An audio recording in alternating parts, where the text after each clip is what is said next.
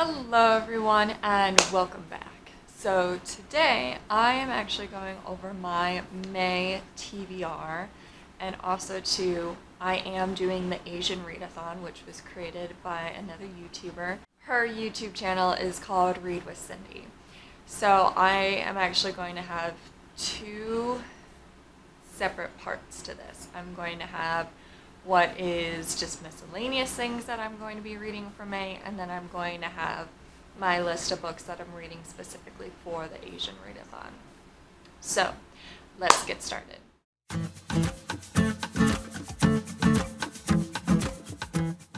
Alright, so I'm going to start off with my miscellaneous books.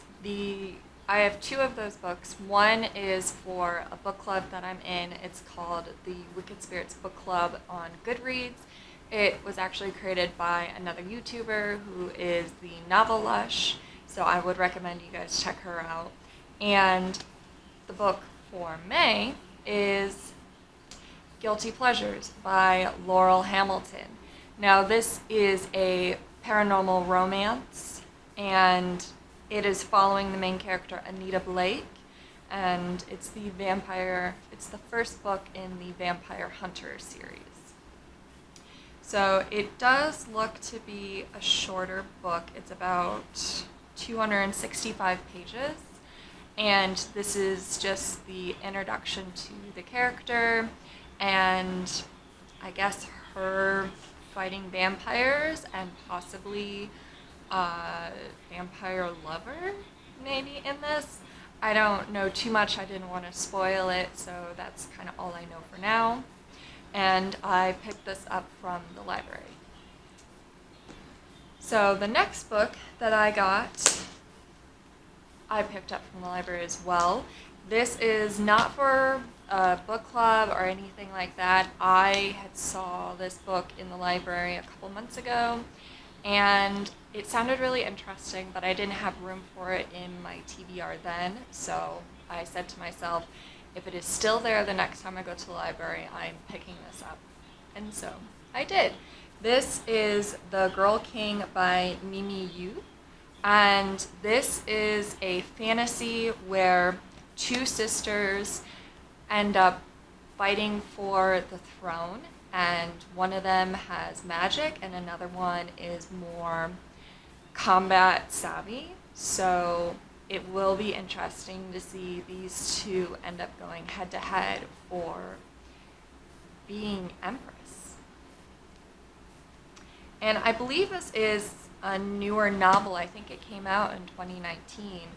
So super excited. I haven't read anything by Mimi Yu, but it's got some drama, some magic, there's a wolf shifter, so really sounded interesting, and I'll probably end up reading this last or near the end, just so that I don't have to try to rush through it and I can take my time with it, even if it means going into June with it. I'm totally fine if I can just read this. And this is a chunk of a book, that is for sure. It is 488 pages. So. Now, on to the books for the Asian Readathon. If you guys don't know, the Asian Readathon is taking place from May 1st through May 30th, and if you want to see the announcement video, I will link Read with Cindy's video down below. But I created my little bullet journal of what I needed to read, what I decided to read, and how I'm going to do it. And it's actually a really fairly easy challenge to complete, and they designed it that way on purpose. So let me pull up the rules for you guys. Alright, so here are the challenges for the Asian Readathon.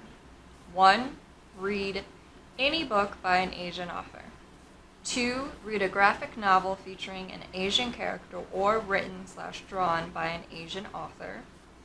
3, read a book featuring an intersectional Asian character or written by an intersectional Asian identified author. 4, read a book by an Asian author that was originally written in their native language and translated, and graphic novels count. And 5, read the group book 1,000 Beginnings and Endings by E.L.F, which will be covered on the live show on Saturday, May 25th at 6 p.m. Eastern Standard Time on Read with Cindy's channel. So it's actually very easy to do all these challenges, and actually do all these challenges in like 1 to 2 books, really. Because all you have to have is the group book, and then you have to have one other book that is written by an Asian author, has intersectional Asian characters, and a graphic novel, which I actually have one book that can fit all of those characteristics. The only twist that they put on this is that any books that you have to be by different nationalities. So, for example, if you want to read 3 books for these challenges, they cannot all be done by a Japanese author. They all have to be different because they want diversity in this challenge, which I think is really fun. So, I have set upon myself to read 3 additional books with the group book.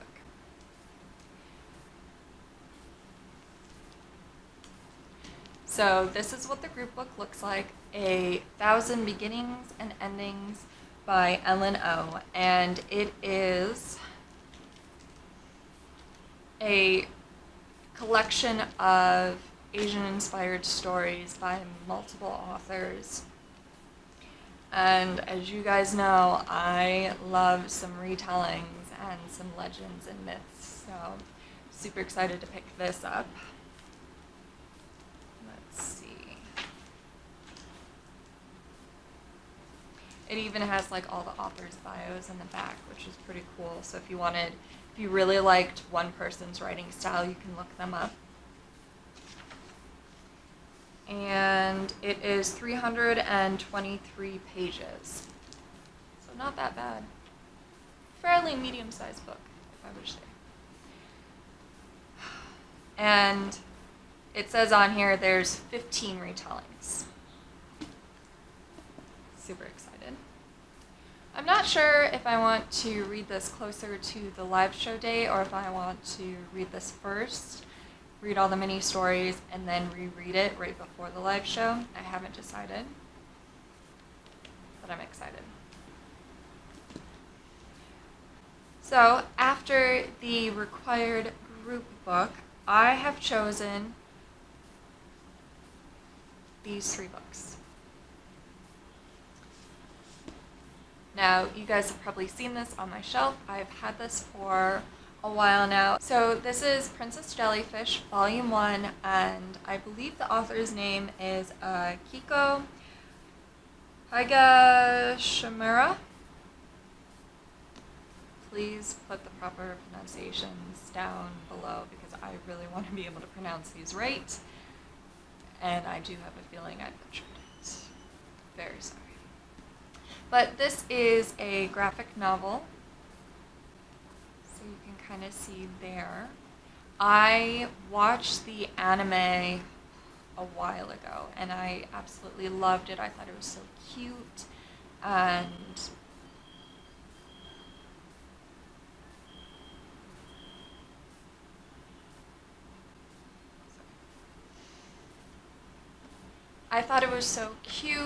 and heartwarming. So the story, I'm so used to holding it like this. Sorry. So the story follows this main character who is kind of an oddball, and she's kind of a nerd, and one night she gets rescued by this character, and come to find out that this character is a man who enjoys wearing women's clothing. And I'm not 100% sure, but I think that they're kind of gender fluid, and it's the whole turning her from the ugly duckling to a princess, but in reality she's kind of perfect how she is. And then these characters up here are her friends, so it's just really lovely. And because I liked the anime, I really wanted to read the original work and see how it is. So I'm finally going to get to this, and obviously this covers the challenge 2 and 4. And then next up, I actually picked this book up from a secondhand bookstore. I haven't bought any new books this year, but I happened to go into a secondhand bookstore and I saw this, and I just had to pick it up. So this is The Prince and the Dressmaker by Jen Wang, and this follows the story of the prince during the day and then this famous model at night, and they are the same person. And only the dressmaker knows that they are the same person. And this is actually a graphic novel, while Princess Jellyfish is a manga. And since I loved this so much, when I heard of this, I was like, oh, this sounds super cute, I have to pick this up. Because I do enjoy characters who do not fit into the mold or have different personas.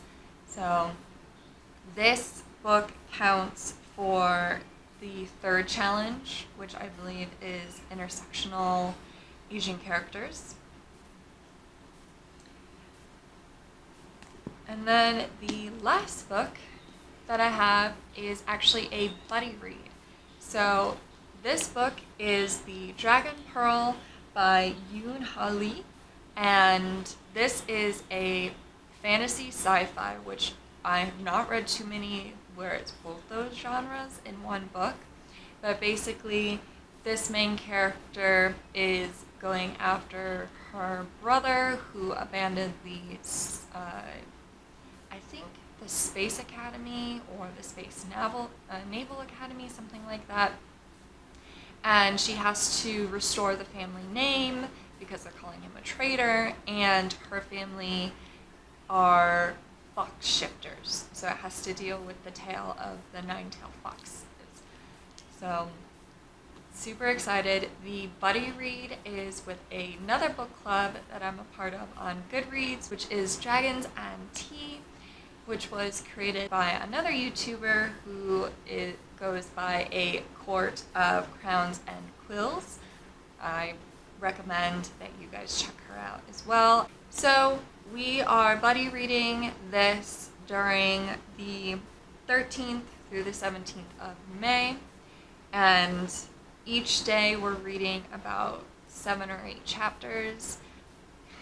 So I'm super excited. So I forgot to say that the Dragon Pearl falls under the Korean umbrella. The Prince and the Dressmaker falls under the Chinese umbrella. Princess Jellyfish falls under the Japanese umbrella. And 1,000 Beginnings and Endings falls under all, because it is a miscellaneous group of just Asian retellings. So there's a little bit of everything in here. And that is how I'm able to meet the diversity requirement of this challenge. So here is a closer look at my bullet journal for the Asian Readathon, along with the buddy read.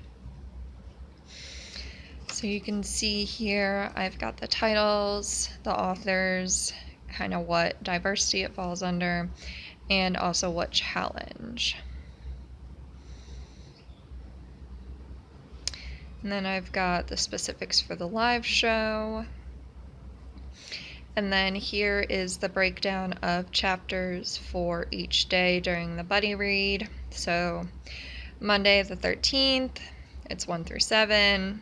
8 through 14, 15 through 22, and then so on and so forth. And the goal is to be done with the book by Friday, May 17th.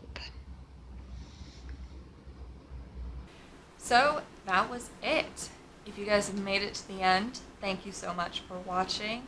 And comment down below, are you participating in the Asian Readathon? If you're just now hearing about it, are you going to? And have you read any of these books, or are you interested in reading any of these books? So comment down below. And before you guys go, I want you to remember that you are your own brand and beautiful, and never forget that. Love you guys.